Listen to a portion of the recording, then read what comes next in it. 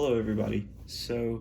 In this week's Neil Postman's Amusing Ourselves to Death, um, Postman talks about how our form of media in America has switched from very typological stuff, such as books, newspapers, to modern forms such as television, um, you know, of course, social media and stuff like that. But what's interesting is how this book was actually written in 1985.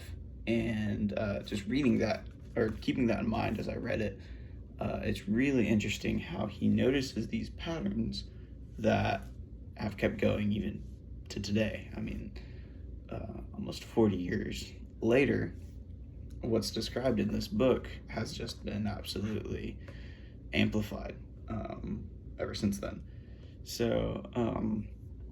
He mentions television a lot, or not a lot, but he mentions television as one of the main best ways to describe how our media has turned from written documents and words to increase our logical thinking to simply being something that is very visual, just to catch the eyes and catch the senses. Nowadays, when you go back and look at television from the 80s, it seems almost slow to us. Sometimes it can even seem boring just because it's like our society has already gone so far from even that with social media and things like YouTube and Instagram.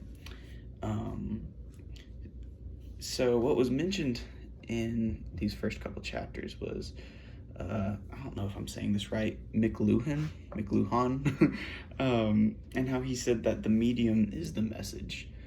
This is kind of the first premise to his argument, and Postman argues that the way that things are presented, the media, actually, it doesn't just influence how they're being perceived, but it also influences the way that the people think. So obviously, if you're getting all your news from a newspaper, you're going to see the world in one lens. But if you see it all from an online news site, you might see it very differently.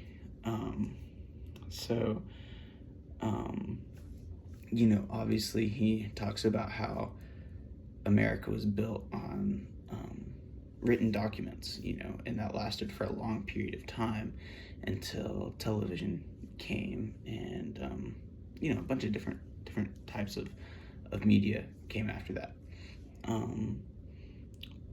One of the main topics in this book that really resonates with me, because I always thought it was really interesting, is how art influences a culture. I mean, think about first the Reformation. Now, scripture is not merely art, but it definitely can be in an art form. All it took was people learning what the scripture says, and it completely reshaped Europe, and even today in America, we are built on a lot of those traditions. The Renaissance first started because of artwork. The arts from the Romans and the Greeks, they influenced how the people thought in that day, which ended up leading to universities and then got Europe out of the Middle Ages. So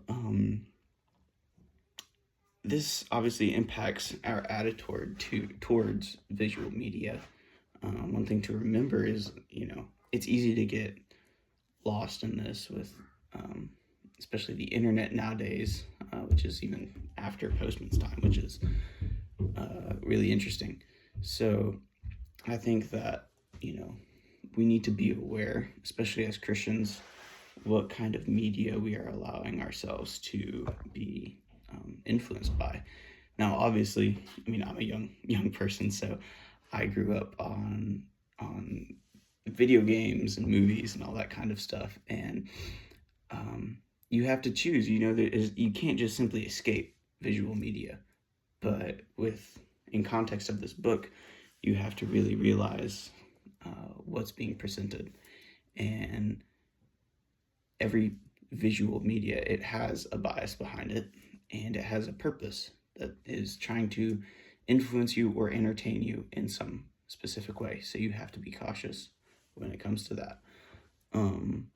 One thing I thought that was really interesting, and I'm doing this to show off my collection just a little bit. I'm not saying I finished all of these, but before Postman's time, you obviously had Tolkien was very popular. So you can see all these Tolkien books. Wow, okay. And these are thick books. You have the Silmarillion. If you've ever tried reading this thing, you know where he's coming from. 5 years after Postman came this book, The Hobbit, as a comic book. And you can really see how the media has switched right at Postman's time.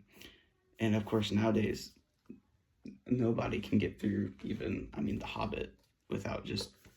When you can go to Pinterest and see the aesthetics and all that kind of stuff in an instant, and you kind of feel good for a fleeting moment. So, I think that as Christians, we need to remember that God's revelation to us has been, in the clearest way, given to us through Scripture. God works in many, many ways. He can work through art. He can work through nature and the world around us. But his most explicit revelation to us as Christians is the Bible. And we have to remember that to be faithful interpreters of the Bible, Scripture requires work. It's not just something that you behold. Like, you can look at a piece of art, but you have to read Scripture, and you have to think about Scripture. You have to understand Scripture, which is a lot harder to do. But ultimately, I think this leads to a deeper understanding of God. And since God is so big, the more that you understand God, the more that you are going to appreciate his beauty, the more you're going to behold him simply as, a form of art because of how beautiful he is. But you can't just get that if someone showed you a picture of God, This is why, there's different ideas about, iconoclasm and all that kind of stuff. But we know that art forms can be used to show theological truths, the beauty of God, things like this. But Scripture is how we really get to know, who God is in the way that he wanted us to know who he is. And when we truly know who God is through the written typological word of the Bible, then we're going to enjoy God so much more. And that's going to be more pleasing than any sort of media. So that was my takeaway from the first 5 chapters of this book. Thank you guys.